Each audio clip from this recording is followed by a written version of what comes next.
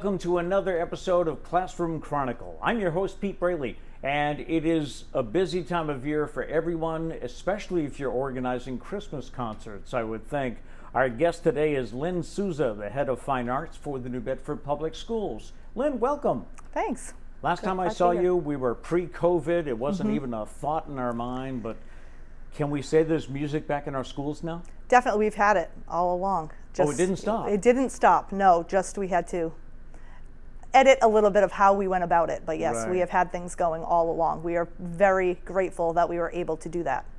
So Let's go back. We'll talk a little bit about the upcoming shows in just a bit, but what was it like last year dealing with the pandemic and, I mean, virtual learning too? Was that going on with the fine arts? a bit, and then we had students kind of hybrid for the year too. So Okay. if we saw some in person, some we were doing online, so a mix. Yeah, we were able to continue our teaching and continue students accessing music and learning instruments from home and in school. Now, I know one of the concerns that we had just with the singing in church was Right. whether or not you're projecting,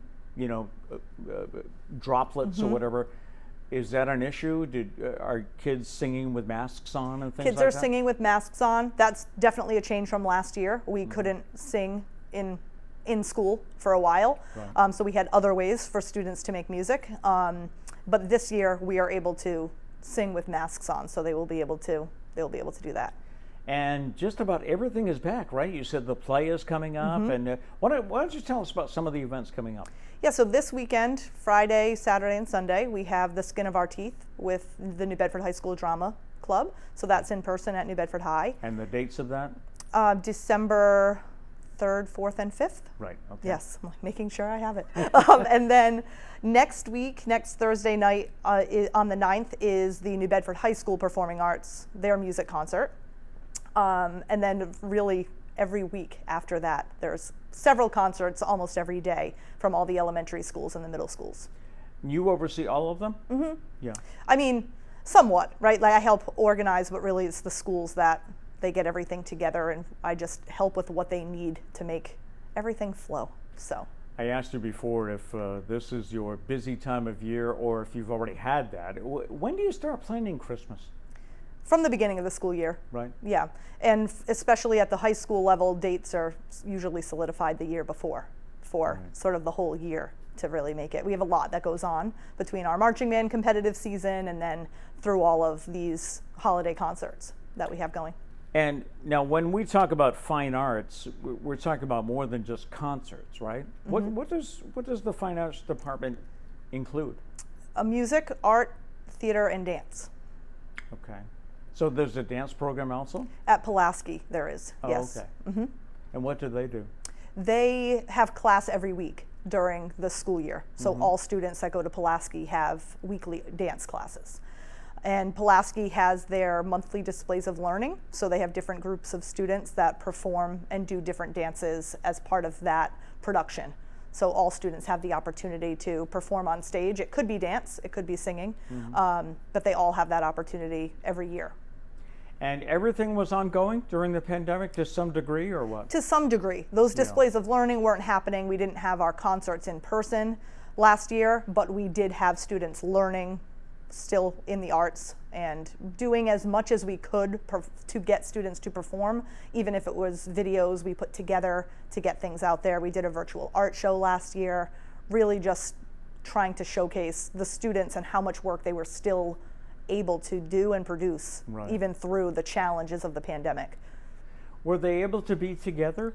You know, I mean, that's part of the camaraderie, right, of being in a show choir, or I know the jazz choir, things like. Were they able to be together?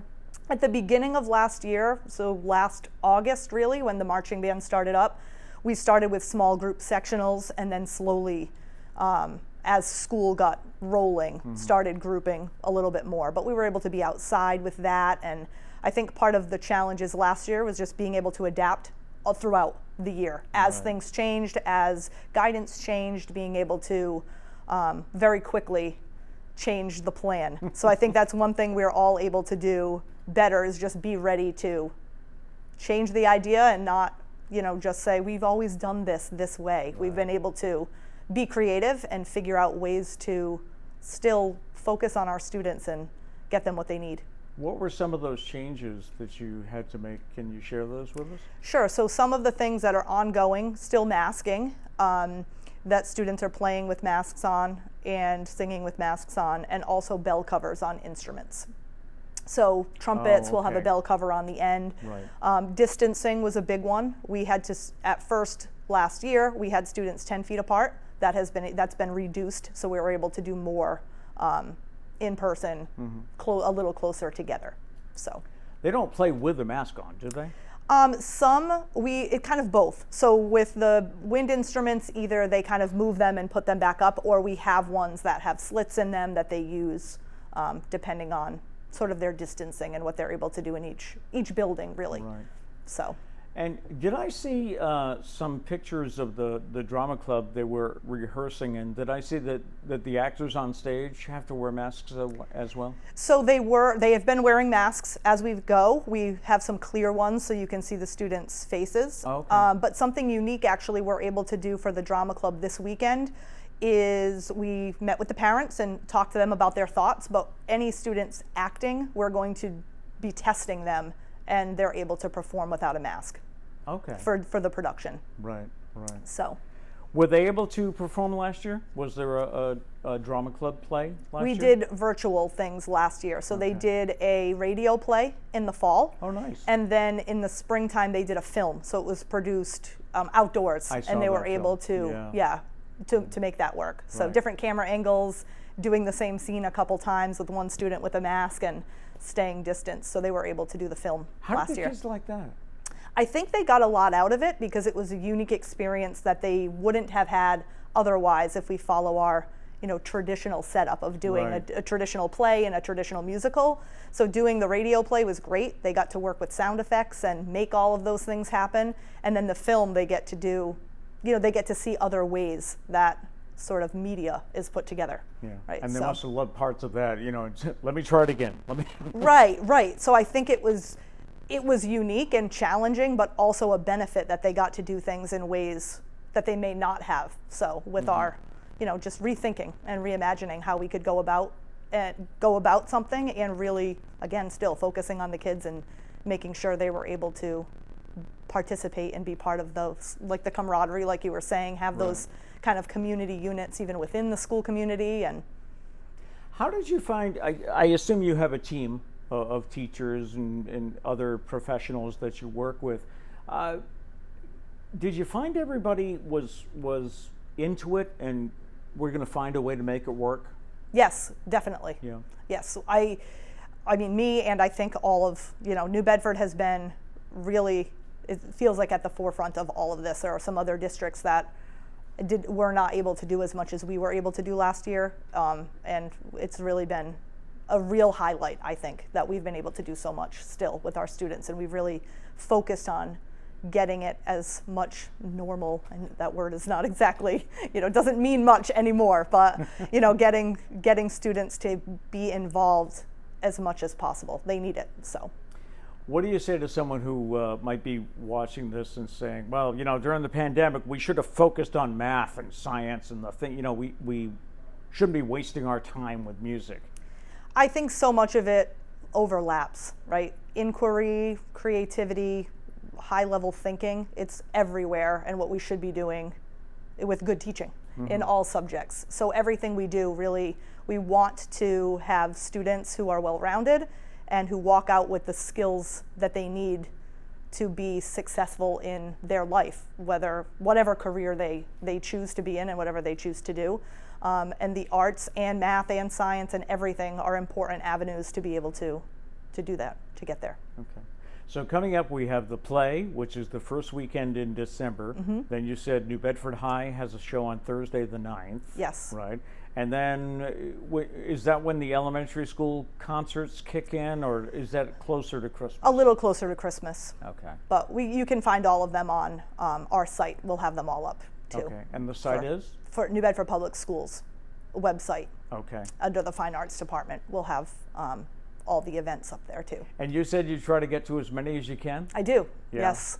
It's great to see, across the city, what students are able to do, it will light up your day to see the students. They're so happy, and their families being able to really see what the students are able to do in school. So, at what age do we start kids playing instruments? Fourth grade. Fourth grade For band instruments. Okay. But they do play in music. Do we still play the recorder in the third grade? We do still play recorder in third grade, and they play other instruments within music classes. So sort of starting band lessons happens in fourth grade, but recorder, we're really starting our ukulele push too, to just have students have more access. New that we have so many ukuleles. Okay. Yeah, it's sort of come up as the new instrument of choice for elementary. They're nice, they're small, they're accessible to students, and sort of the concepts we teach, they're able to access through a lot of different ways. So that's just another engaging way that they could learn how to read music and play some things and feel successful. And let me hear it. I assume you think the same way. My wife and I went to, we had 4 kids, and we went to a number of these concerts, and we always stayed till the end. Yes. Isn't that, that's important to the kids, or else you end up with the 6th grade has like 5 people watching, right? Yes, or the 5th grade. I don't think I know exactly what you mean, and I've been to places where people they see their student and then they go. Yeah. But I think for the majority of ours, the concerts are not hours and hours and hours long, and they're focused on a specific group of students, so we don't see that often. I think most of the parents do stay and see the whole thing. Right. So all the excitement that bubbled, I remember seeing those faces, of the elementary school kids when they're standing up to do their songs, and sometimes we sit there and we listen to these songs. You must hear them over and over. Several of them happen, yeah. Not at the same school over and over, but sometimes at different ones or year after year, yeah. Right. In different places. And do they play instruments at these concerts? Yes. So depending on the level of readiness of students, particularly with the pandemic being able to start as many students as possible last year. So students who are ready, mostly 5th graders for band, and then chorus for 4th and 5th grade. Now, there's been speculation that the students are behind in their learning because of the pandemic. Is that an issue with music as well? I don't know if behind is the right word. I think it's just thinking differently about what they're learning and how you're going about doing it. Okay. So they might not show the way that they may have done it before by playing a recorder last year, but they could have done that on other instruments or other ways of showcasing that. Right.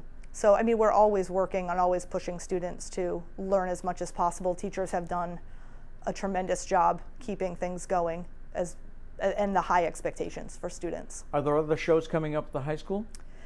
For the spring, for the jazz choir? Jazz, so they'll be part of the holiday concert next week. Okay.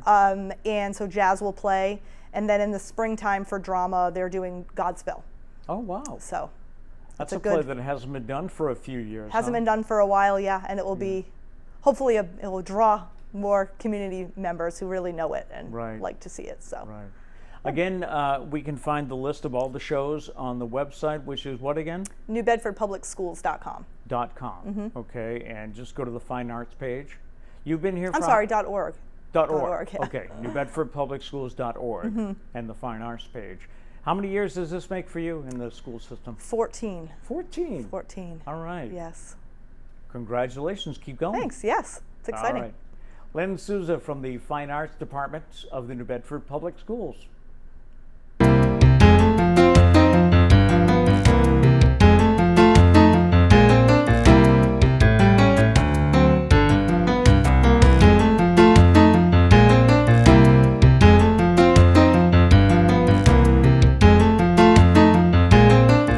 I've taken 25 selfies in the last 10 minutes. 26. Yep, I'm definitely gonna call a ride home.